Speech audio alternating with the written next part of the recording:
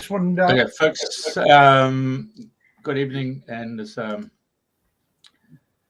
welcome to Radio FM 88 as we come live through the studios here in Brisbane with our co-host in the UK, none other than Andrena, Forrest. And tonight, for those people who've been watching on a regular basis, it's me who's on top of the totem pole. So, anyway, it's a good evening. It's actually a good morning to you. How are you, Andrena? Hi, good morning, everybody, and welcome to wherever you are in the world. And if you're listening to a replay, today is the 28th of July, 2022. And we're coming fastly into the month of August. And today's the number 8 day for those that like their numbers like me. And 8 is all about financial abundance, overthinking, people that are highly intuitive. Anyway, today it's my pleasure to welcome Brian Walker from the UK. I've spoken to Brian over the years at the Healing Weekend, but I haven't really got to know him personally like I have since inviting him on the show. But at the moment, Brian is having a few technical problems and he's got an awful background noise. So you might have to bear with us at the minute because I think he's dropped out of the system. He's got two computers going there. Yeah. Right. Okay. Right. So for Brian is a trance healer carrying out psychic surgery. So I'm not going to tell you too much because this is Brian's field, but I have had a session with Brian because obviously I'm all about being the best version of me so I can help others do the same. So I've learned a lot from different people on the show, like Clive DeCarl about magnesium and vitamin C, Darren DOJ about taking the diatomaceous earth and the amino acids. And I have to say, since coming back from the UK, I have suffered so many aches and pains and since coming back from Australia, and I've been back 2.5 years now, I've suffered so many aches and pains and different things. But in the last stages since taking the stuff from Darren, that has made such a difference to me. So, and it's all about sharing knowledge and helping people with different things. So, I'll carry on talking while we're waiting on Brian. Let me think. Any news? No. Hey, we're lucky we got some photos and footage, and we got some video of Brian. So let's have a look at that. So yes. So I mean, Brian's been doing the Healing Weekend for I'm not sure how many years, for a long time. I know I've seen him in the past, and I know but when you go to the Healing Weekend, ideally on a Friday, you book for Friday, and then you come on Saturday and you book Saturday. But most times when you get there, it's fully booked. So because he does such amazing work, so he obviously spirit work through his eyes and use his hands and his body, and he's just queued up every time. So I know he's got a busy practice. He comes to Paul Spiritualist Church, I think, once a month, and helps people there. Yeah, so this is a little video. I'm not quite sure how old this one is, but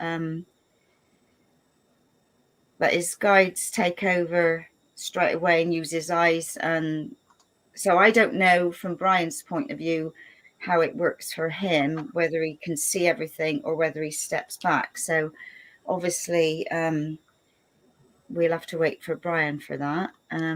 But I know there are quite a few psychic surgeons, and I had, what was that? Jeff Morrell, wasn't it? Jeff Morrell came over from, hi Helen. Jeff Morrell came over from the States. Oh God. Years and years and years ago. And I remember having a session with him, and they actually removed a lump out of my breast that I didn't know it was there. So obviously in hindsight, you know, somebody like Brian can see what's in your body and can maybe halt it or give you more advice, or actually remove what's going on. So, and you know, he chats away as he's working. So, you know, an amazing gift. But obviously, I can't tell you much more because this is Brian's field. So, we have hello. Hello. Hooray! Welcome, Brian. Finally cracked this technical stuff. Oh, well, good on you, because I know it does oh God. Anyway, that's another story. We won't go there. I was just sharing that I've seen you at the Healing Weekend over a number of years, and I've got to know you more personally since inviting you on the show. So it's with great pleasure that you're on. So I was just sharing that I've had a session with you, and I would love you to share how you started to do this work, but especially when spirit are working through you. What I would like to know is, obviously they're using the whole of your body. Do you step back while they take over, or are you fully aware of what's going on? So that's what I would like to know. Right. Well, I've actually been doing On the Pathway for 17 years. Right. I've been aware of spirit since quite a young age. They've been all through my life, really, but not in the way I've been working with me, just protecting me. Then at 55, I decided to draw out of society. I thought my life's got to have some meaning to it. So I took a year to find myself. And while I was finding myself, I had just coming away from society. I had out-of-body experiences. And I thought, I've got to go and chase this. And I went to the Temple of Spiritualism at Portsmouth to get answers, and ended up doing going into the development circle. And I was training to be a medium. But every time a medium done a reading, they would say to me, "Why aren't you healing? Why aren't you healing?" And to me, I didn't honestly believe in all this stuff, because I'm an engineer by trade. So everything's got to have a purpose, and it's got to be able to fit and be logic. When you're talking to dead people and things like that, letting them through your body, to me, it's not logic. So I found it very hard. But anyway, after about 5 years of developing, I was at a Sunday service, and this medium, who I knew and trusted very well, came to me and says, "Brian, why aren't you healing? You should be doing trance healing and working with animals." And I thought, well, that's a bit much to ask anyone. He's probably just filling in, because I didn't even understand what trance healing was. So that evening I went to bed and I said to Spirit, if I am meant to do this, give me a sign. And I got up in the morning, no sign. And I thought, that is a medium, literally, just filling in. That evening I went to my development circle. A new girl joined who I'd never seen. She didn't know me. And when it came to the mediumship side of it, she came to me and says, "Brian, I've got a message here, but I don't know if you can take it." She says, "It says, why are you not healing?" And I said, "I can take that." I says, "I can understand what you'd given." So I applied to become a trainee healer. And when the papers came through, I went to the temple and I said, "Can I be accepted as a healer? I've got the paperwork." And the healing leader said, "Go and sit in the healing room for half an hour." So I went into the healing room, and it was all quiet and tranquil, and I wasn't aware of energies then either, to the degree I am now. But I was sitting there, there's a few people in doing healing, and there was no one speaking. It was so quiet. And there wasn't even music on. And I'm sat there and I thought, what am I supposed to be learning? But then after about a quarter of an hour, the healing leader came in and says, "Right, I'm going to sit in the bed and I want you to give me a 15-minute healing." And I says, "Yeah, okay." So she sat in the bed and she's got her back towards me. And after a minute, she went, "You're running out of time. I'm waiting and explaining what I've got to do." And I thought, oh, well, Spirit, if you want me to heal, you better start working. So just instinctively put my hands on her shoulders. And I felt the energy come through my hands. Mm. And after the 15 minutes, she got up and she says, "Thank you, wait there," and sent someone else in. And the same thing happened.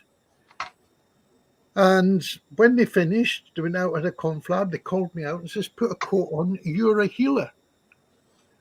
And I thought, well, how does it work? Where's it coming from? But instead, I was put in the queue and I started working with people singly, not even doubled up. And I'm just doing this commitment, saying to Spirit, if you want me to do this, you better work through me. And after about 3 months, I started picking up where it was coming from.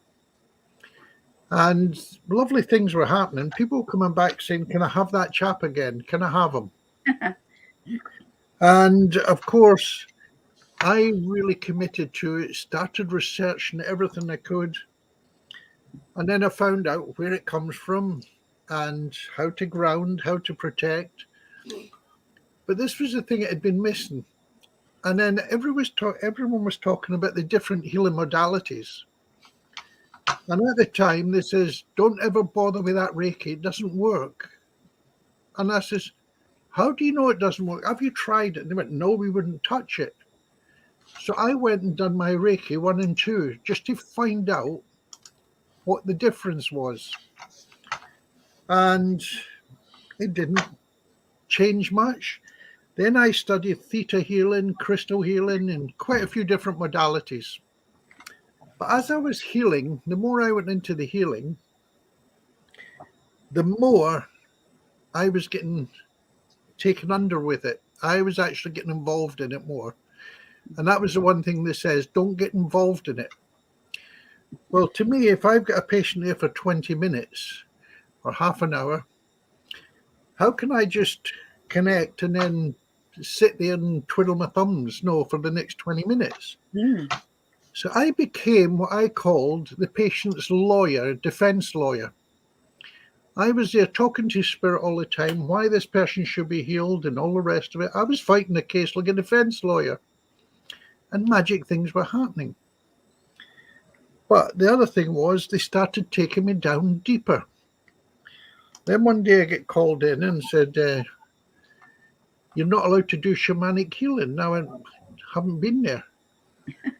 I didn't realize when I was getting down, they were shaman pulling stuff out of me, out of the patient, and somebody had witnessed it, and it was a good healing. So to me, I was just allowing Spirit to do what they wanted to do. And one thing led. It's spirit ringing, is it? That was me trying. Sorry, that was me trying to get that connection. One thing led to another, and I said, well, I didn't allow it deliberately. I just allowed Spirit to work. But the healing actually got more intense as I worked on. And then I was working one day with this, doing a healing on this medium who actually told me about working in trance. And when I finished, this is kind of a quiet word with you. And I said, "Yeah, what is it?" He said, I had a friend who was an amazing psychic surgeon. He says, and when you were healing me, he says, as I came around, he was stood at one side of you, but Harry Edwards was stood at your other side. Oh. He says, "You're starting to trance heal." And I went, "Don't be ridiculous." He said, "But don't say anything about it because you'll get into trouble." So I'm working away at the church, at the temple, and doing the healing 2-3 times a week. And each time I was allowing myself to go that little bit deeper without even realizing it was just a commitment. And I get called in the office and says, "That healing you done there was actually trance healing. You're not allowed to do that." And I said, "But it's not what I would call trance healing. To me, it's just I'm allowing Spirit to do what they need for that person, for the best. I ask for the highest." They said, well, you're not allowed to do that here. And I thought, how can you be healing but putting restrictions on it? So I got called in the office a couple of times for doing it. And they says to me, if we catch you at it again, we're going to take your healing status. And I thought, all these years of study, you're going to take it away for that? It's bullshit, isn't it? Yeah. So typical pommies, isn't it? Okay. Excuse me, What? be careful, Mr. Shaw. No, it's like getting stolen a loaf of bread and you get shipped to Australia. Mate, yeah, that's right. You need to get shipped to Australia, don't you? Yeah. Don't have So to put up with a couple of days later, I'm actually healing again, and I'm going down into. I could feel myself going down, and this voice says to me, "Look to the left." And I looked over to my left, and there was a pillar. And one of the committee was actually standing behind it to watch Oh gosh, that's terrible. me. I said, "Acknowledge them." So I went, "Okay," and I went back to the healing. And when I finished the healing, I get called in the office again. And they says to me, mind what we've told you about trance healing? And I says, yeah. And this is, bear it in mind. I said, wasn't trance healing. No, we know that because you acknowledged us. And I thought, you don't even understand what trance healing is. So it came upon me that I can't live my life by being deceitful to it. And I thought, I'm going to have to come away from this before they take away the healing status. I loved what I was doing. And after a bit of consideration and mindful thought, I've got to leave. And it broke my heart. I resigned from the temple. And I came home and I was sitting quite emotional. No, I thought I'd thrown away a healing career. And Spirit says, we'll bring them to you. That was on the Thursday. On the Monday morning, I had 8 appointments to do private healing. Really? Brilliant. And every week, I'd look at my diary and there'd be 7 or 8, and I go, 10 would be perfect for the week. And within a couple of hours, I'd have the number up to 10. And I really worked at it, but the more I committed, the deeper I was getting taken. And I realized that healing is only unconditional love given from the heart with an intention connected to spirit. And I was very privileged. I was taken all around Britain. I was taken to Norway, teaching and training. And then 5 years ago, I set up my own centre in Havant, in just outside Portsmouth in England. And very successful in the way that it drew people in, but actually cut down the number of people I healed, because the people you're prepared to go to aren't necessarily prepared to come to you. So I ran it until the onset of the COVID pandemic, and I had to close it. 11 months with nobody coming through the doors is a case of bankruptcy or no, you're never going to make it. It was going to close one way or t'other, so I shut it, and I now work from home. And I teach a lot. I do a lot of teaching. But the one thing I have learned is when you're healing, and Spirit have confirmed this to me, healing only takes 2 minutes of your time. The Spirit work at that rate through you. They can do the majority of the healing in 2 minutes. Now, when I connect, I invite my full healing team. I get away from the, what do you call it, bring one guide in. Yeah. I bring a full team in. Now, it's like going to the doctors and you've got 3 ailments. It'll take 3 months to sort you because you'll deal with each one. And that's if you're lucky. Yeah, that if you can get the appointment. But by bringing the team in, there's sometimes I've actually felt 5 and 6 guides working through me at a time. And amazing healings have been happening. So to me, I invite them in and I stand back, hand it over to them. I don't even ask the person now what's wrong with them. I prefer not to know. Because sure as eggs are eggs, we're human. And if somebody says, I've got a bad shoulder, while you're sitting there working, you're thinking, got to mind the shoulder, got to remember and do healing on the shoulder. The shoulder's only the physical. That's not the root problem. Mm. So if I step back, spirit goes in and goes to the root and deals with it then, actually does the healing and not an elastoplasting. They don't put a plaster on. And they're the ones that inspire me, because I'm not, although I'm in the room, I'm 110% aware of the room. I don't know what's going on in the body. Mm. And they move my hands, or they inspire me where to put my hands. I don't know why. I just do whatever comes. Yeah. And then people say, why did you grip my ankle? Because that's the problem, or my knee. And I'll go, well, it's just spirit working. And it is such a lovely experience. And then at the end of it, when they tell me what's wrong and what I've done, I'm as amazed as they are, because you weren't thinking of it doing it that way. But I don't see within the body. I can feel, because quite often I use what I call a whiteboard method, because one of the deals I made with spirit when they wanted me to work was, please don't show me any blood and guts and gore. Quite. Yeah, I just couldn't. That's how I never thought I'd ever be a healer, because I couldn't be around sick people. And to this day, they've kept their word.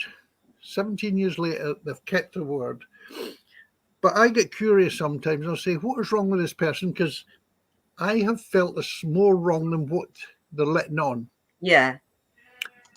And I will say to spirit, please show me what's wrong with this person. Use me as a whiteboard. I feel the emotions. I feel every ache and pain to such a degree I can pinpoint it with a fingertip. And then when I've done that, I know then, right, I understand what's happening. Please take it all away, because I don't want to be reminded of it. Mm. And I just work that way. And the more I can do for people, the better. Mm. And this is it. I just love what I do. About 5-6 years ago, I was sitting meditating one night, and I was told, this is what you were born to do. I'd actually found my purpose in life, something that I'd never known in 60 plus years. Mm. Yeah, amazing to we have sound effects. The lambs are about to be fed, I think so. That's all right. Yeah. No, it's amazing that you've at later stages of life you've come into fully to do what you've come to do, eh? Yeah, is it ever? And I'm at the stage now where I trust to such a degree, and I don't question. If someone comes in front of me, I just do it as it's said. Because many years ago, Spirit says to me, if you're asked to do something, just do it. We will be behind you. Mm. And this all came from a workshop I was doing on energy healing. And I was up in Newcastle, and I'd done the course. I'd taught the course for the day. And the chairman of the church says to me, would you do an energy healing demonstration? And I said, no, I don't do them. Because quite a lot of healing demonstrations, trance healing demonstrations I went to see have become showmanship. Mm. It's got to be theatrical. And I don't believe in that. No, I don't see anything. So I couldn't see how, unless you create it, you're going to make it interesting. And I said, well, I don't do it. And I told him the reasons. He says, please. He says, we saw some amazing things while you were working. And I says, I don't do it. I says, I can't see how you're going to see anything. He says, give us half an hour. So it's all right, for the class I'll do it. And I set the bed up, and I asked Spirit to work as a demonstration for me. And we done, I think it was 6 or 7 healings, and 2-3 minutes each. And that half hour actually lasted 2.5 hours. But what an amazing experience is. There was one girl levitated. Really? Yeah, there's other people getting amazing healings.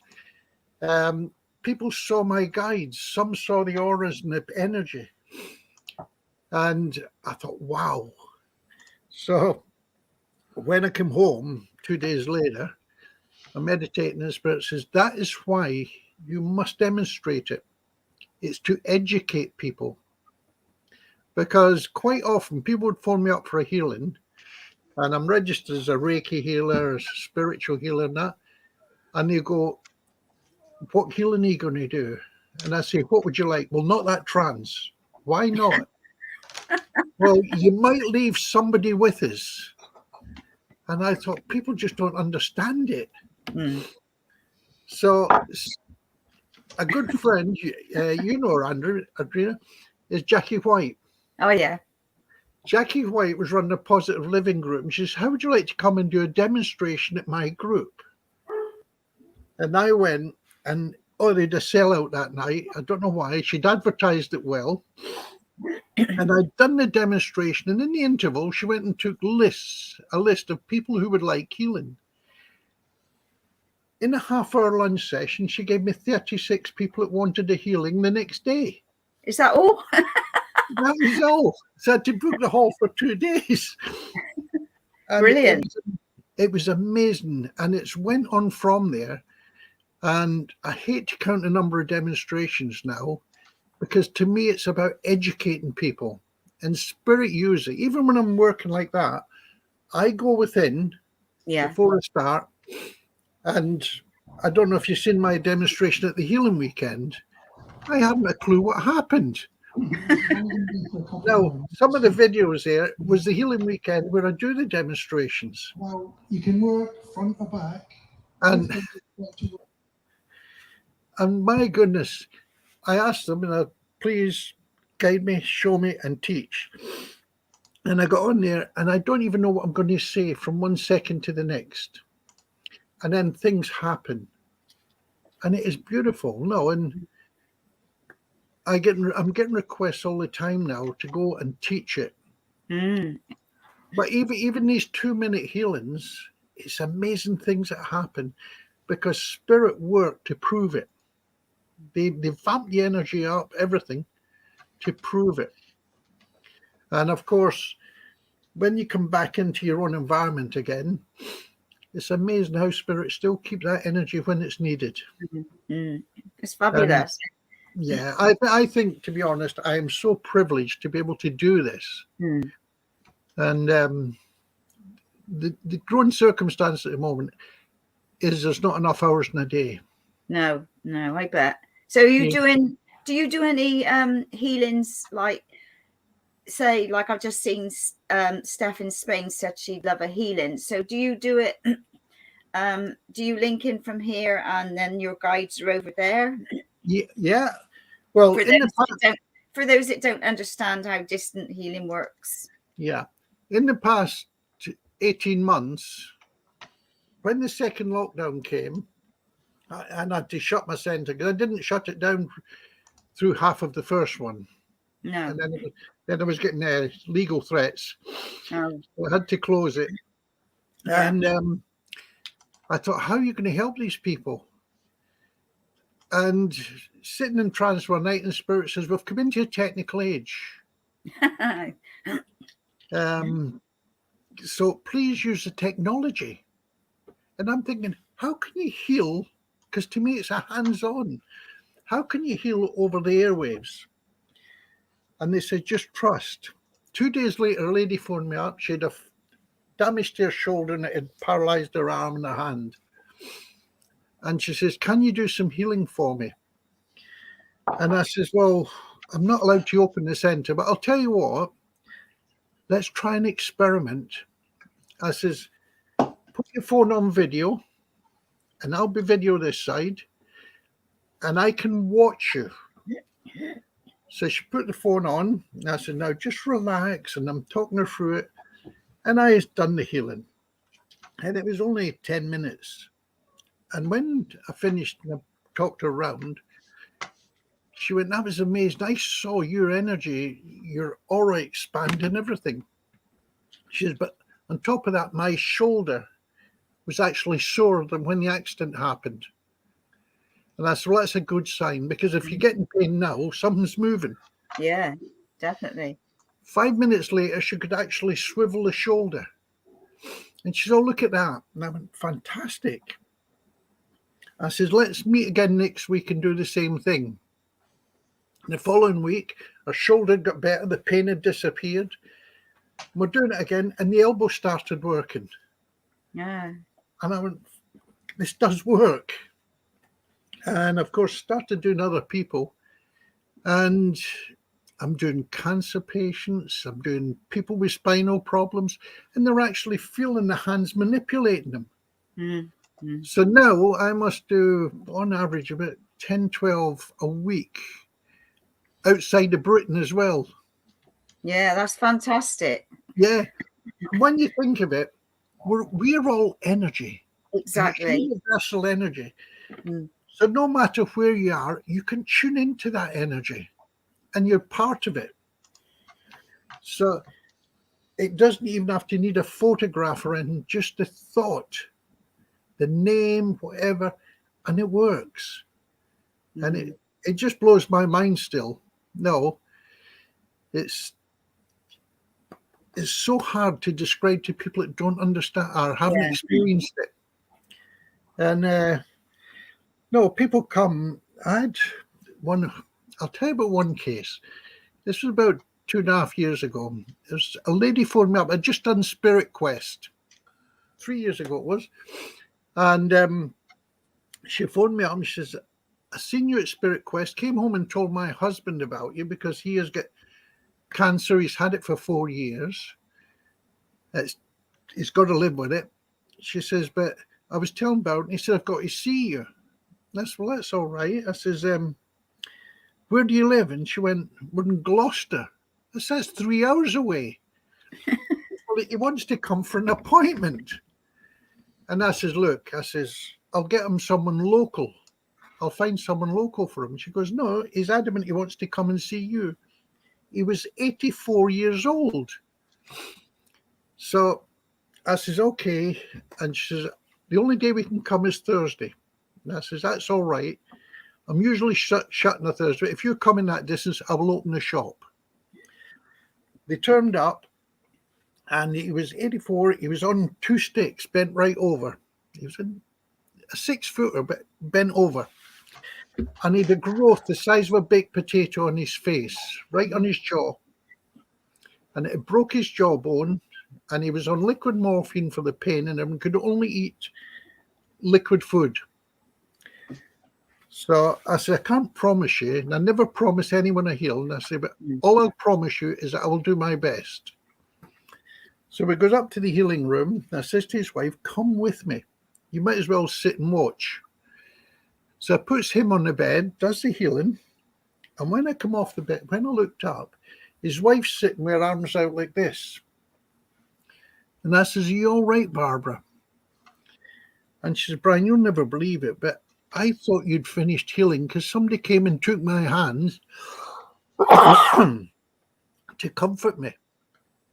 She says, and when I looked up, you were still healing on Derek. And I says, that's one of my guides, obviously, working with you. So we brought Derek round, and I got him off the bed, and he says, do you want to keep those sticks? I don't need them. And I went, no. Please take the sticks. Don't cut my place up. So they came down and they were getting ready to drive back to Gloucester. And I says, wait, have a coffee before you go. It's a long journey. So I'm making the coffee, and Barbara, his wife, says, Brian, look at Derek. And when I turned round, he was standing upright, looking in the crystal cabinets with no sticks, walking between the cabinets. And I went, wow. Now I thought a miracle's happened. Anyway, says goodbye to them, and he's adamant, I'm going to keep his sticks. I'm adamant he's not. So they went away, and the next morning she phoned me up and she goes, Brian, thank you for yesterday, but thank you's not enough. And I said, no, that is enough. No, it's lovely to be able to help him. She said, no, what you don't understand is at tea time last night, this growth in his chin went all scaly. She said, and during the night it fell off.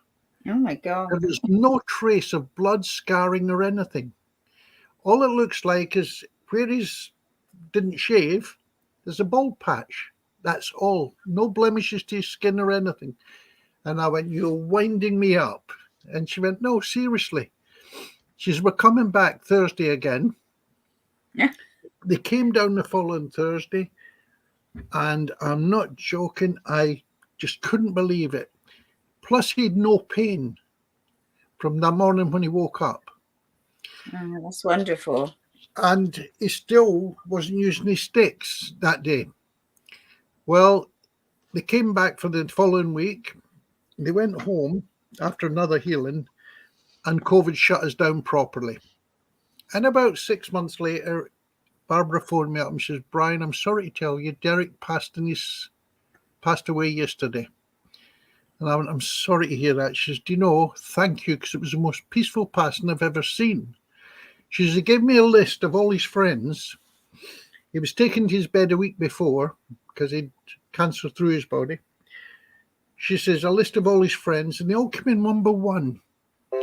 And he had no voice. She says, but what he done was he took their hands one by one as they came in, gave them a smile, and it was his own unknowing message. She says, they all went out. And at 4:30 in the afternoon, the last one went. I went in to see him. She said, he took both my hands, gave me the most beautiful smile, closed his eyes, and never woke up. Oh, I got tingles all through my body. I shiver every time I think. Yeah, that's beautiful. See, to me, that there justifies everything. Just when things like that happen.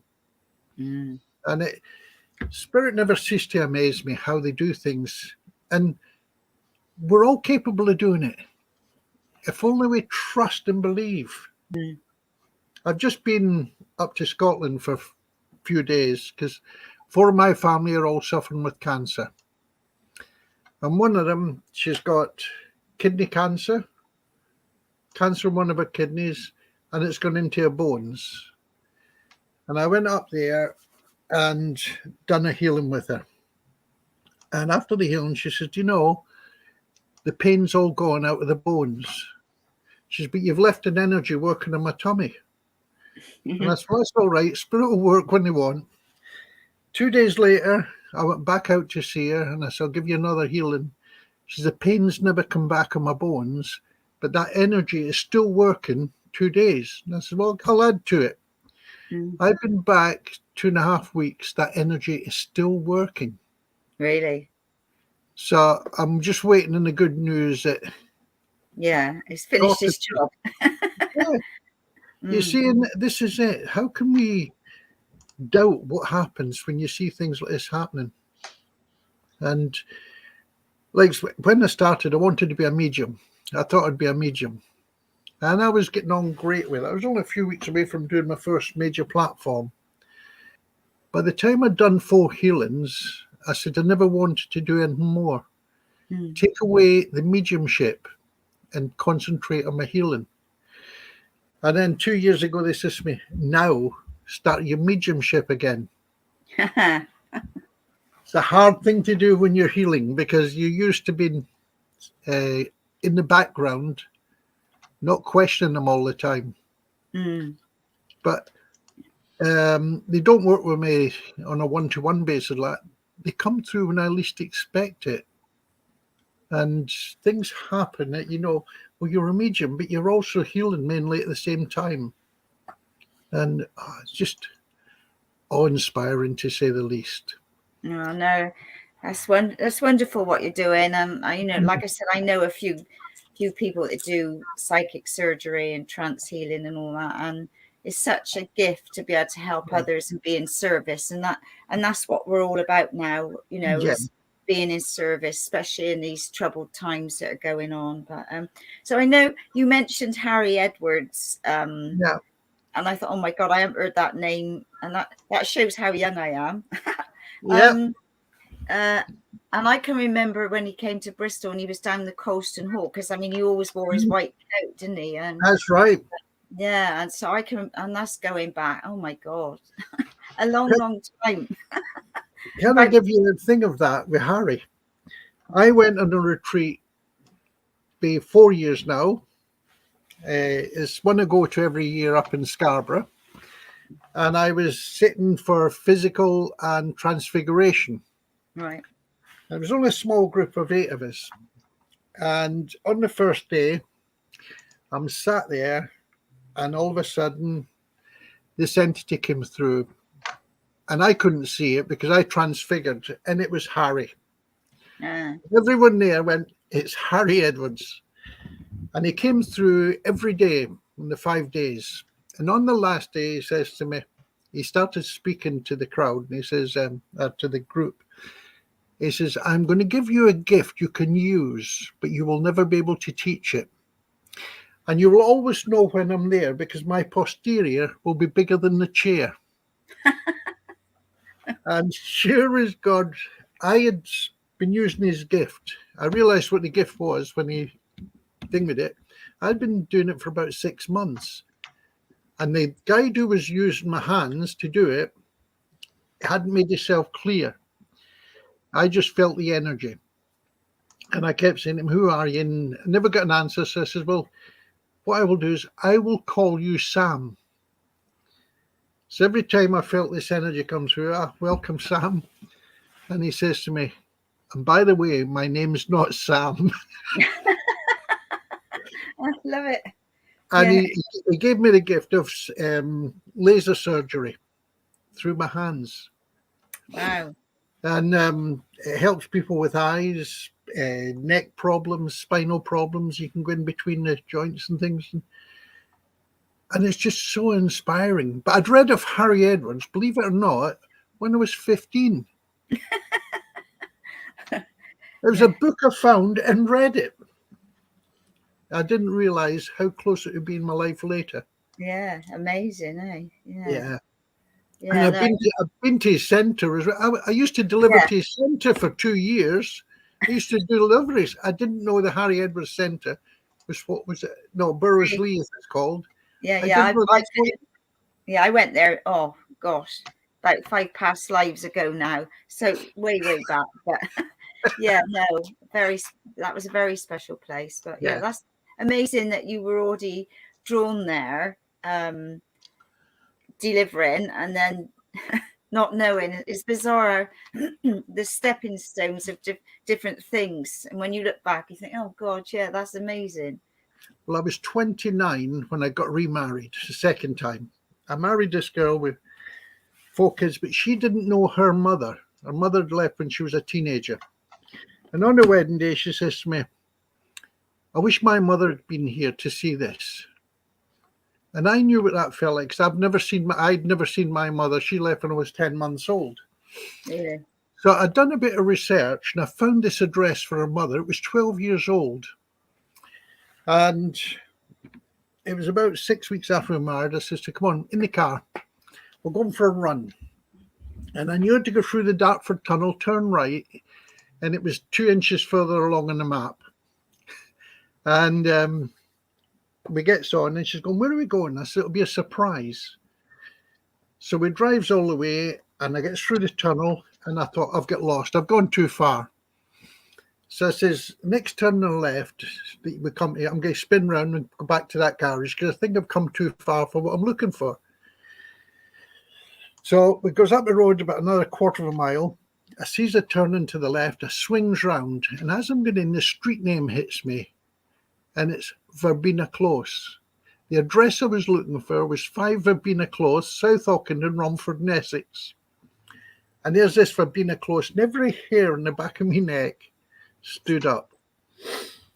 As I swung the car round in the car park to reverse round, I'm right opposite number 5. And by this time, I think my body was all on edge. And I says, I think you can come out now. I says, I might have a surprise for you. I'm thinking it could be a big shock as well. Yeah, I was thinking that. Gosh. So I went and I rang the doorbell. And after about 30 seconds, this old lady opened it. And she went, what kept you? I've been waiting. Really? And she went, Mum. And I went, hang on, how do you know I was coming? I haven't told MD. She says, my friends told me. And I went, your friends? I haven't told MD. So we get in, we're chatting away, there's all the hellos, goodbyes and everything. And she said, she was starting to talk to my wife about it. She'd done lunch, and I said, I'll wash up, give you a bit of private time. I'm doing the washing up, and suddenly she appears in the kitchen and starts telling me about my life before I met my wife. And she's telling me things I hadn't even told my wife. And I'm going, how do you know that? And she goes, I'm a medium. And I went, give over. I said, you've got to be an outsize, if nothing else. And she went, I'm a spiritual medium. And I went, I don't know what you call it, but it's definitely not medium. And then she started to tell me about her life with spirit. And I'm thinking, you're on day release from somewhere. You've got to be. You depend on all these dead people's spirits to look after you and do these things. And she was an amazing medium. But at the end of the day, she says to me, you're going to do what I do. She was a medium healer. And I says, what do you mean? She says, you're going to do mediumship and healing the way I do. And I went, no way. I was still in the Navy. I says, no way. I bet. And I'm thinking, no, this is a mental derangement. But anyway, she says, you're going to do it. I says, when will this happen? She says, when you get rid of her. I said, well, I've only just married your daughter and you tell me to ditch her. And she says, no, you have a life. You have got some work to do with her. But there'll come a time when it will be your time, and that's when all this will cut in. 29 years later. Oh my God. Oh my God. No time in spirit, eh? No. But the thing was, I didn't know. But over the 10 years that I got to know that lady, she became my mother. And I had so much respect for her. Not that I ever wanted to do it. But I didn't realize she was actually teaching me how to be spiritual. Mm. She used to go to Arthur Findlay College, the Hilton, she called it. And she'd buy these latest books that came unpublished from Spirit. Now, she couldn't read and write properly. So she'd come home with these couple of books and she'd go, I've been to the Hilton. Would you take these books and read them and then explain them to me?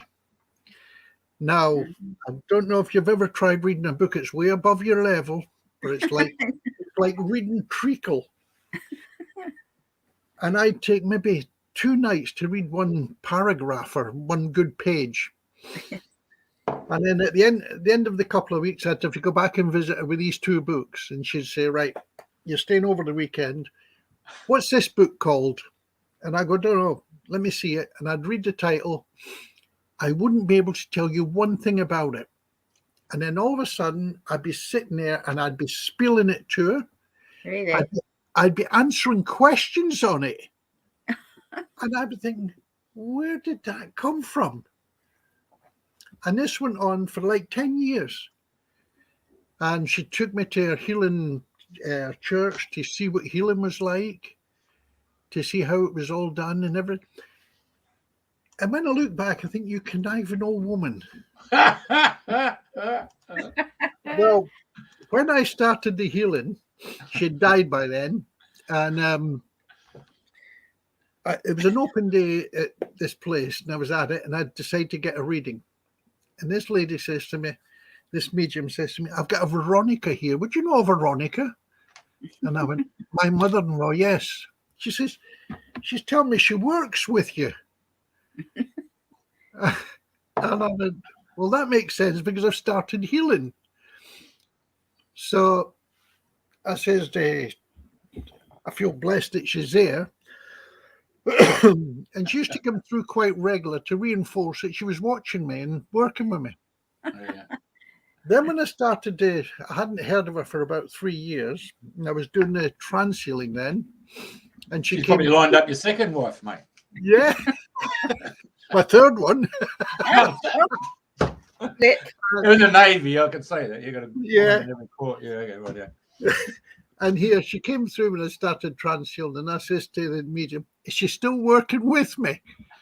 And she went, "Oh no," she says, "I'm just watching you now." But she still pops in once in a blue moon. And to me, that's the greatest thing ever. No. And my father, he didn't believe in any of this till his last year.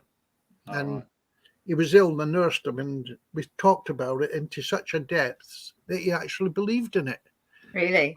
He was so spiritual himself, he just didn't recognize it, the life he led. And when he passed, I made a pact with him before he passed. I says, "If there is a life after, will you come back and prove it to me?" He said, "If there's a life after, I'll come back and I will scare the living daylights out of it." And he was a man of word. All right, go on. The 3 days after it happened, after his death, my sisters actually got him in her house. He's moving her papers, he's switching the telly off, he's shutting doors, and she's chatting away to him. But he never came near me. And I had to wait 12 years. 12. Really? Before he came here. And this is where you start questioning, did he really love me? Did he really care? Is it really mental ability? No, is it my sister just visualizing it and imagining it? Anyway, I goes to this, my first ever proper transfiguration evening with this medium in the dark. And all I wanted to see was ectoplasm. That was my interest, to see what ectoplasm was like. And as it started, the ectoplasm's coming out the woodwork, out the furniture, and it's all forming around the medium. I was blown away. And then this man started changing. He became a beautiful young lady with long hair. He didn't have his hair in his head, but his shoulder length hair. Then he became a Negroid with a spread nose and everything. And then he became Chinese. And as I'm watching, I went, "That's my dad." Wow. So the medium, Fran, I'll always remember her, Fran, she says, "What was your dad's name?" And I went, "George." So she went, "Is that you, George?" And this smile came out. And this particular medium, they hadn't used his voice, they weren't using his voice box. So he communicated by smiles or scowls. So she's come down, and I was 4 foot away from him. I could see the broken blood vessels in his cheek. I could see the chip in his tooth. Really? Wow. It was the most amazing sensation. Now, I didn't know what transfiguration, how long they stayed for or anything. I thought it was, you've got maybe a minute if you're lucky. So I'm trying to give them the family history in 30 seconds. And of course, you run out of words. And I'm stood there just looking at him. And he started to fade. And the medium says to me, "You need your voice to hold him here." And I went, "Dad, you told me if there was a life after, you come back and prove it to me. You've took your bloody time." Yeah. Well, I'm not joking. His face nearly exploded with a smile. And the whole went in there, an uproar of laughter. But he suddenly sent this unconditional love through to me. And I honestly felt my breastbone was splitting to take it all in. It was actually painful. There was so much in there. And then he faded away. And I was flying high for about 4 or 5 days. I couldn't wait to tell my sisters. And the following day, one of the mediums from the church says to me, "My God, that's going to take some message to beat that, innit?" And I said, "I don't want a message. I don't need a message now." I says, "That was the best proof I could ever have seen there's a life after." I says, it was just, I'm still feeling the love. And to this day, I've only ever paid for 4 readings because I think, and he does it, but if I want to speak to him, I wait till I see a church or a mediumship demonstration, and I'll sit down and I'll say to my dad and mine, I'll say, "Right, I'm going to this tonight. I'd be grateful if you'd come and talk to me." And I go there and I'm always the second message. It comes through. Now, my fiance, she couldn't believe this. And I says, "Right, this Sunday we're going to church and I'll get a message from Dad." She said, "You can't say that." And I goes, "I can." So half hour before we went, I sat down. I said, Dad, I'm going to such and such a church tonight. It'll be 6:30. I'll be in the second row. Just come in and let me know you're all right. Give me a little upliftment. So we get there, and sure as God, the medium's on the platform, and it starts off, and she comes to this lady at the back. She says, can I come to you? And then she looks at me, can I come to you for the second message? And I went, thank you. And it's your father. So she says, that was lucky. I says, no, it's not. Spirit will do as you ask. So the following week, we went to church again. I'd done the same thing. There's your father. So it was a couple of weeks later. I said, we're going to church tonight. She goes, what, you're going to get a message? I goes, you never know. And I sat. I asked for her mother to come through. And we're sitting there in the church, and sure as God, the first message went, and the second person, she's looking down at the two of us. And she went, can I come to you, madam? She said, I've got a mother figure here. And she got a beautiful message from her mother. And when we finished in the church, she came out and she went, well, that piddled on your bonfire, isn't it? She says, you never get your message. I said, I didn't ask for one for me. I asked for one for you. So you see, Yeah. it's amazing. And this is what I try to say to people. Don't go there just hoping that somebody will come through. Set your intention. Your intention is everything. It's if you want to heal somebody, you don't have to be a trained healer. Set the intention you want some healing for that person. Give it unconditionally, and it will happen. And it's the same when you want a message. When you're feeling a bit down or something, send it up there. Please get a message to me. It will come one way or t'other. I went over to Norway. It was 6 years ago now. I was on a visit over to Norway, and the lady who was sponsoring me, her aunt, I was going over in July, but in the February, her aunt, her son had come back from the wars with PTSD. And he discharged him like they normally do, a box of pills. And he used to go around here every day complaining of these pains in his head. He could hear all the noises and he kept seeing the visions. And all she says is, well, there's nothing I can do. You just need to take your pills and just sleep. And he came round this Friday really upset. And she says, go home, just take your pills and go to bed. And she hadn't seen him again. And the Monday morning, she was a bit worried because that was a Saturday and Sunday. She hadn't seen him. So she went round, opened his door, and there he is, lying on the mat in the living room. He'd blown his brains out, our only son. So it really shattered her.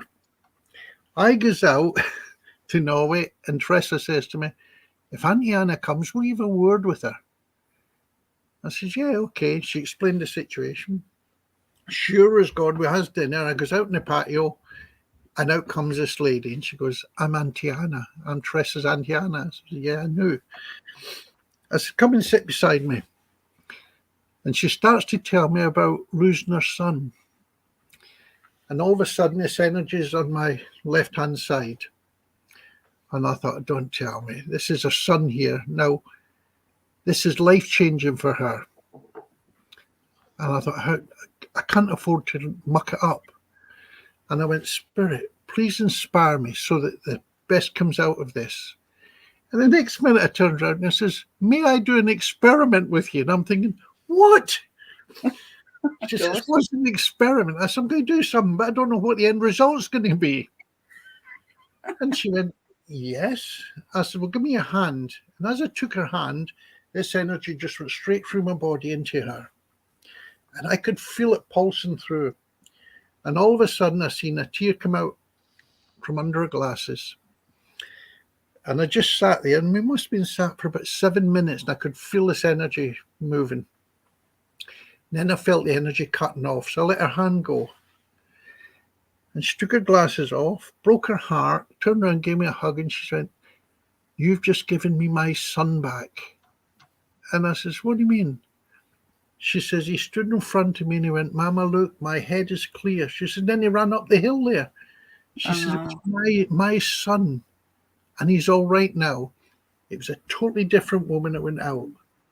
See, and all I'd done was set an intention to Spirit, please help me to do the best I can because I know I don't trust myself to sit and do a one-to-one with you, especially with things that deep. And things like that have happened 2 or 3 times. Mm. And I was in a pub one night, Christmas Eve, 2 years ago in Scotland. What a place to be. And I picked the only pub with 4 people in it, in outside Glasgow. And I'm sitting drinking, and this lady came up and she says, I feel I've got to speak to you. And I says, yeah, it's all right. She says, what do you do? I said, well, I drink beer happily. And she went, no, what do you do for work? And I said, well, I'm into holistics. And she said, well, will you answer a question truthfully for me? And I says, yeah, I'll do it to the best of my ability. So I want to ask you about suicide. And I says, okay. She says, I know someone that's committed suicide, and I've been told they're in purgatory. And I went, right, stop there. I says, this is a religious thing. You're a devout Catholic and you've lost someone close to you. And she went, yes. She said, we're a devout Catholic family, and my brother committed suicide 3 months ago. She said, but he was one of the nicest people you could ever meet. But because he's committed suicide, we've been told we have to destroy all his photographs, never to mention him again, because he's a sinner. And I went, that is religion. That is not true spiritual. Mm. I says, no, why is he a sinner? I said, because God gave you the life. He gave you this life. And he didn't say you to live 70 years and 10. You have this life to lead it, to experience, to grow, to learn things. I said, then when you've had enough, you go back. Or when you've learned, you go back. But like going to Sainsbury's to work, when you go into a supermarket to work as a shelf filler, and they suddenly say, I want you to do double shifts. And you go, I can't, it's too much. You resign from the job. You go back and you go and look for another job. That is life. So what he did was said, I've had enough of this life. I'm going back and I'll start again. Mm. I says, he's not a sinner. I says, anything but. I says, I hope you don't discard him out of your life. And as I said that, this energy came in. And I says to her, what are you feeling at the moment? She says, what do you mean? I says, how are you feeling? She says, well, I don't like talking about it. He said, but I feel as though I've just come onto the menopause. She says, I've suddenly become very hot. And I says, well, in that case, just in your head, say, if you're my brother, step back. She says, are you serious? I says, please do it. Humour me. So she did it. And I went, now, how are you feeling? She went, I've gone all cold again. I said, now, just say, if you're my brother, come close again. And she went, oh, this is weird. I'm getting hot again. I said, doesn't it tell you something? Your brother's around you. And she says, what can I do? I says, talk to him. I says, talk to him in your head. I says, but listen to what's coming through your mind. Just be aware of the thoughts. And there was tears and everything else. And I said, now when you go home tonight, I want you to sit, remember him, talk to him, call him close and ask him to give you a calling card. I says, get him to prove it a couple of times and then just sit and talk as though he's in a chair opposite you, but listen to what's coming back, the thoughts in your head. And my God, I got some beautiful calls back from her a couple of weeks later.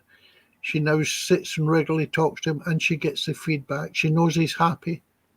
That was the other thing when we were doing that, standing, and I'd got her to, yeah, it's your brother. She said, I just want to know that he's happy. I says, right, ask him. So she's there, and I said, how are you feeling? She says, I feel stupid. I want to laugh. And I says, there's your answer. You see, and although I class myself as a healer, trance healer, trance surgeon, mediumship gets involved as well. And I do just as much healing when the mediumship cuts in as well. Mm. I was at a thing a couple of months ago, and They booked all these healings in for me, like a clinic. And this lady suddenly appeared in the room. And I'd met her 4 years before at one of my retreats. And she was disabled with her knee and a few other bits and pieces. And she comes in and I says, right, up in the bed. And she's going, God, can you remember that retreat we'd done? It was on trance. And I says, yeah. And she starts talking about it. And I said, look, we've only got 20 minutes. We're going to run out of healing time. She goes, it's all right. She says, just keep talking to me. She says, because somebody's already working on my knee and I've got a cold compress on my tummy. Mm. I said, well, if they don't need me, I'll stay talking to you. So we had for 15 odd minutes talking. And I says, right, come on, you need to come off the bed now. Somebody else will be in a minute. She sat down, lifted her leg and put her shoe on. She went, do you know, I haven't done that for 6 years, lifted my leg and put a shoe on. I met her again a month ago. She's got no problems with the knee now. She doesn't need a walking stick or anything. Mm. And I thought, isn't that amazing how I'm just in the room and the spirit is working? Mm. Fantastic. And this is it. It's just that you can take that energy with you and be that channel without even being consciously aware of it. Mm. And it is wonderful. Mm. And honestly, an amazing experience. Oh, honestly, I take my hat off to you, Brian, because you know, with all the work that you're doing and the people you see in, and you're doing a wonderful job, absolutely wonderful job. And, you know, you're heart-based, you know, you can feel it, you know, talking to you. Yeah, it's just amazing. So one other thing, I saw you, you doing some healing on a horse. Are you working with many animals? Right. Many years ago, when I first started this, I was working with animals every week. And it was just intuitive. Then I went, he's magic, that one. I went to do an animal communication course, healing and communication course. And it was for a certificated course. And it wasn't about the certificate. I just wanted to do it and learn how to do it properly. And I went with this amazing lady who's world famous animal healer, communicator. And at the end of it, she said to me, you've got to come on my diploma course. You've done so well with that. And I went, don't be silly. She says, yeah, it's veterinary recognized and everything. So I done it. I went on the course, blew it away. Do you know it's got to be 5 years from that day to touch an animal again? Really? They suddenly stopped coming. It was as though you've got a bit of paper, I'm not coming near you. Then, 3 years ago, I was drawn to a little Yorkshire Terrier. And he was due to be put down that weekend. And I said, let me have a look at him. And I went to see him, and she says, be wary, he doesn't like men, he doesn't like touching. And within 5 minutes, he's on my lap, he's cuddled under. Oh. And as I'm stroking him, I'm putting healing through to him. 6 months later, there he is.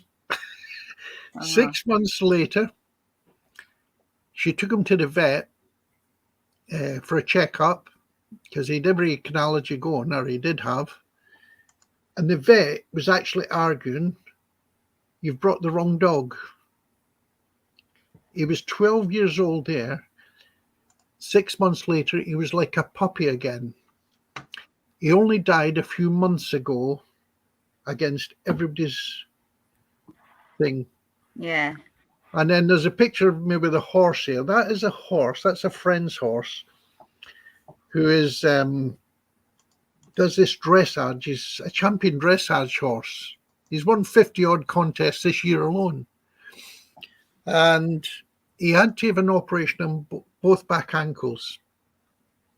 And she said, would you have a word with him? Would you come and see what you can do? And as soon as I got to the stable, it was like the horse knew me. He'd only had the operation 4 days before. And he knew me. And I went in, and that's me at the back of him, just stroking. And you'll see the other photos, his head's on the ground. But as I connected, suddenly the head went down, the lip dropped, and there he is. His face is actually on the floor. And I went back round the back, and I'm actually holding the wounds of the operation, putting it in. Now, his owner is an animal communicator, and the horse is saying to him, "This is wonderful, it's beautiful, I could do this all the time." And I'd done the healing on both back elbows, and he's not allowed to run about or anything for a matter of weeks. So she takes him out in this little paddock in the morning, and I've got the photo somewhere. He's actually standing up on his back legs. He's rearing up. He's like a bronco. And not one little bit of inflammation or anything, no pain or anything. And he's back now. She's now got the stage where she can actually give him a good run. But that was the most amazing. And then I came back to see him a couple of weeks later. And as soon as I get in the yard, he's there acknowledging me, wanting over. And every animal I come near, I've got to do something with it. No. My daughter hates me with a dog. She's got a little terrier, but she's 12 years old. And you'd honestly think I was kicking its brains in when I get there, the way it squeals with excitement and runs mad. I love it. And she says, "You're going to give it a heart attack." And when she comes up to my house, she only has to pull up in the car park. The dog's racing to come up the doors and upstairs. And he stays with me. That one there is a little Chihuahua. That's another friend's I adopt. Because of my lifestyle, I love animals. But I can't have a dog. So I adopt everyone else's. There's a Chihuahua. There's my daughter's. There's also another friend who's got a golden retriever. There's one of my granddaughters got a French bulldog. So I've always got a choice. And my girlfriend's got an Alsatian. My fiance had a massive big Alsatian. So I've always got animals around. Yeah. And any animal I will heal without any trouble. Mm. I love being around. When I was younger, I was in a bad place. And I'm talking about childhood. And I was 8 years old when I got my first dog. And I got a rabbit, salvaged a rabbit and a dog in the same day. Stopped the dog from being put down and saved the baby rabbit from being put down. And I reared them. And me and the dog had an amazing relationship, even a rabbit. And at that time, I learned animals give you that unconditional love. No matter what you do, they will love you. And that's where I formed my affection with animals. I used to pick up wild animals and bring them home and everything because I was so attached to them, because I trusted them more than I trusted any human. And even now, I still trust animals more than humans. And I'm sorry to say it, but I know there is good humans out there, but there's also every animal's a good animal. Yeah. So yeah, I love doing animal not communication. I don't communicate so much because I'd stop using it. But I still love the animal healing, and you can feel it. And when you go to the horses, you can feel them giving it back to you. Yeah. They are amazing. Yeah. So yeah. Oh, brilliant. Oh well, I've so enjoyed you sharing, because obviously I've come from a spiritual background. My mum was a medium and a healer, so we were doing this on the dogs and from little. So like you, I'm on a farm at the minute, so I got all farm animals which is around me, but I love dogs as well, and all my family have got dogs, and there's been a few that have passed within the last year, which is heartbreaking, because it's like you lose for me, some of the dogs are got more love than half the humans, but it just depends where you're at. But so have you got any workshops? I know I'm going to be seeing you on Sunday, so that's a bonus. See you at the concert. I'm going away this afternoon to Wales. Right. Oh yeah. And I'm meeting up with another trance surgeon, homeopathic friend. And the reason we're going is we've set up 3 days of healing. and this is with serious illness. And what we're going to do is combined healings, 2 of us working, 2 on each body at the same time, and just see how we can enhance each other, enhance the healing. We had this experience a few weeks ago. A friend of mine, she was just diagnosed with cancer, a bit serious, and she was heartbroken. I phoned up my friend. I says, let's do this together. Would you come and try it? So we put her on the bed, and underneath the bed, we put 2 blocks of shungite, the size of bricks. Really? Wow. This is my friend's thing. And he says that will do for the grounding. Yeah. We done the healing. The energy went through the ceiling. None of the viewers can remember the actual healing as such. It was so high. But when we finished, we went for lunch, and I drove her back to Portsmouth. The next morning, he phoned me up and says, Brian, what happened during that healing?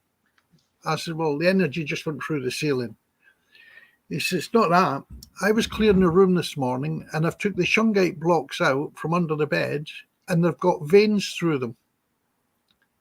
Wow. He says, there's veins all the way through them. He says, and they were definitely pure black, smooth when I got them. I said, well, check it. If the veins are yellow, check if it's gold. If it is, we've become alchemists instead of healers. We're rich. Yeah. But if we manage to get the energy enough to change a crystal, because my main ambition, Isa Northgate, I don't know if you've heard of her. She was a trance healer many years ago in this century, and she used to work from a little lodge, and she put the healing bed in the middle, and a seance group would sit round, and they'd all connect. A trance group would sit round, connect, and the guide would materialize and go and do the healing. And it was miracles happen when that happens, and that is my ambition. Now, 7 years ago, I come in one day, and the book is in the middle of my living room floor. Yeah. A Path Prepared, it's called. I read it. I was so fascinated. I've read it about 3 times. And I've been aiming all these years to set it up. And I get so far, and then the group breaks up, because you need a really good, strong group to keep it there. I went to Norway. I was there for 3 weeks. And on this second week, I was woken up 1:30 in the morning and made to write out how to prepare the room and then how to go through with it. And I thought, yeah, all right, I'll read the book when I go home. I came home, I couldn't find the book. Then about a year ago, I came home, what's lying on my coffee table? I only live here on my own. The book. So I've now met someone else in a very spiritual position, and I've been gifted. I say gifted. I was taken to somewhere that has been very sacred. And she says to me, you're going to do some amazing healing stuff here. And I recognized what it was. And I've tried it 3 times in the past, and we've had amazing success with it, but I've never yet had the guides come out and do it visibly. Yeah. And this is it, because I just want spirit to be able to come through and do the best you can. No, they do work hard, but to be able to take it to the highest level. And with what's happening at the moment, both for me and the world, is amazing. The people I'm getting through to come and visit me, and things I'm getting taken into and meeting, and like yourself, that wasn't coincidence. That was it. That's always my intention, like each day, how can I be the best? How can I serve, and how can I help myself? And, what do I need to do today? And, I say whatever, I always have an intention every morning, and I just allow, whatever happens. And like you say, it's just amazing how spirit puts the stepping stones for you to follow. So it's fabulous. So well, you're saying that, my thing in the morning when I wake up is I thank spirit for looking after me, because I'm in my geriatric years now, and thank you for letting me come another day. But how are you going to make today better than yesterday? Yesterday, exactly. Yeah. And every day I get a little surprise, a major wow. And this is it. And I know now, no, if I go tomorrow, I'd be happy. Yeah. I'd be happy because I know I've done the best I can. I've helped as many as I can. Yeah. And I read many years ago in the who do you call them, Silver Birch. Oh yeah. If you can take one soul to the light, you've justified your existence on this earth. My sister says to me a couple of years back, "Why are you still working at it? You've surely done that." And I goes, "But I had a bit of a rough teenage year. I want to make sure I'm in bonus before I want to make sure I'm in credit." Yeah. Yeah. You got some bonus points. Yeah, definitely brownie points. Yeah. No. So have you got any workshops that you're doing, teaching or anything coming up? I'm hoping to do another one in the next 6 weeks, and that'll be energy healing. There's 8 different workshops I'm doing. Spirit keeps saying to me, "You've got to get out there and teach." Yeah. But at the moment, I've just done 2 healing ones. They were oversubscribed, but they've said, "We're so short of healers. You've got to get out there and teach it." And I run 2 coffee mornings a week. I saw that, but I thought you were. I thought it was Wareham, Dorset, not Hampshire. No. Yeah, well, I didn't realise that because I'm a newbie You're down this Wareham. way. I was down your part of the world yesterday. Oh, were you? Well, let me know next time you're down and we'll catch up. Yeah, definitely. But I do coffee morning. Were you at Paul Spiritus Church? No, that's in the 11th from there. Right.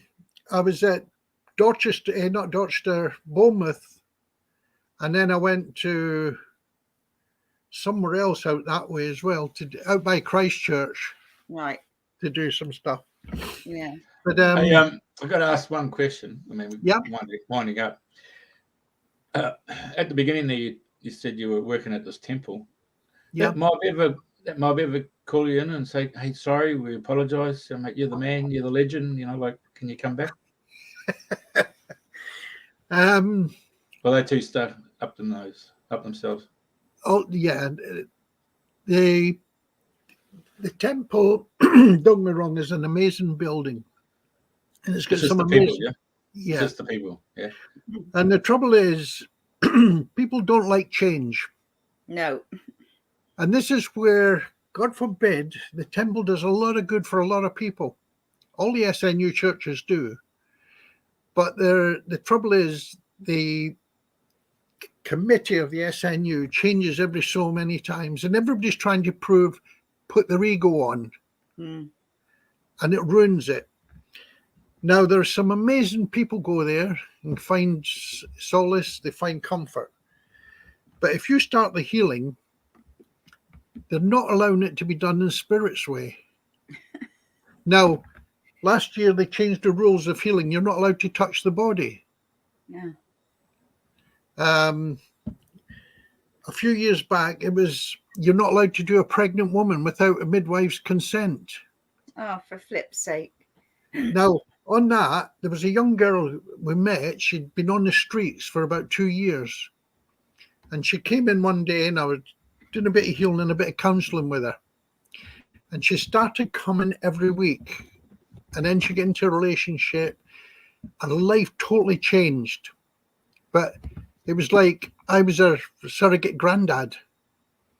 And she used to come in every week and she'd tell me what she'd achieved that week and everything. It's so proud. And she came running in this Tuesday afternoon and she went, "Brian, you'll never believe it. I'm pregnant." And I went, I'm so pleased for you, because she'd got the fella that really cared for her.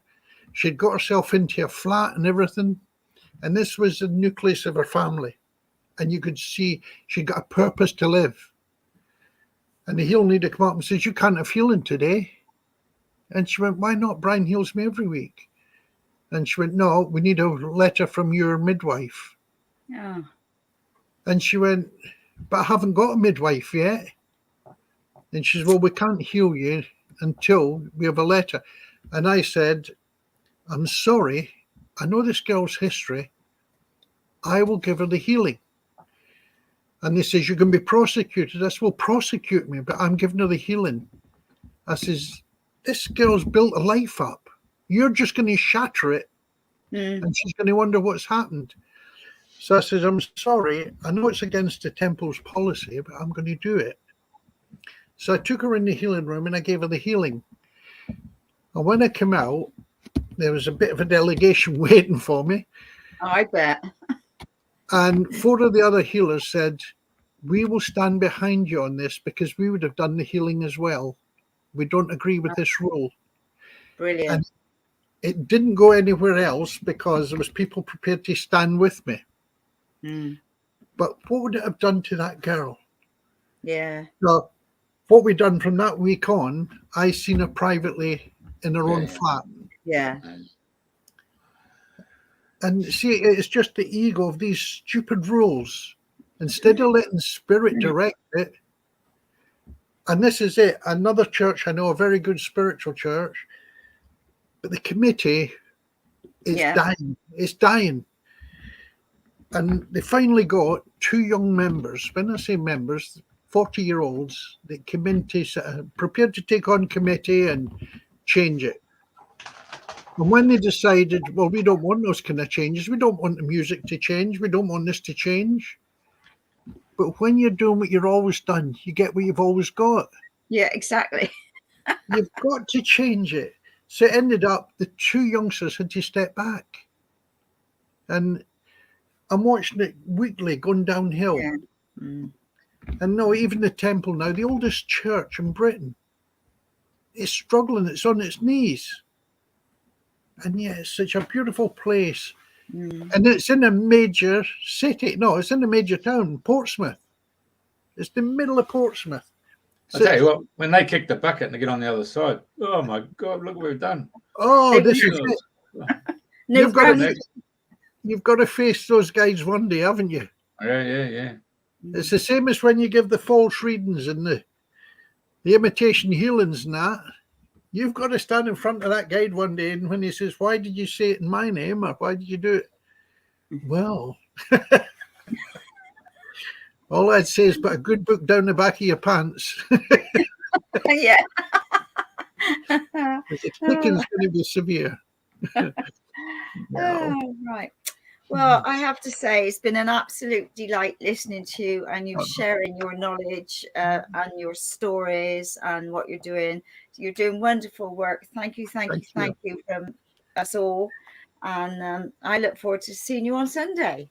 Bless you. Now, I'll bring you something Sunday. I've got a surprise for you Sunday. Oh, I like surprises. Yeah. It's only a few words. It's the words that are right. All right. Okay. Lovely. I'll look forward to that. Thank you.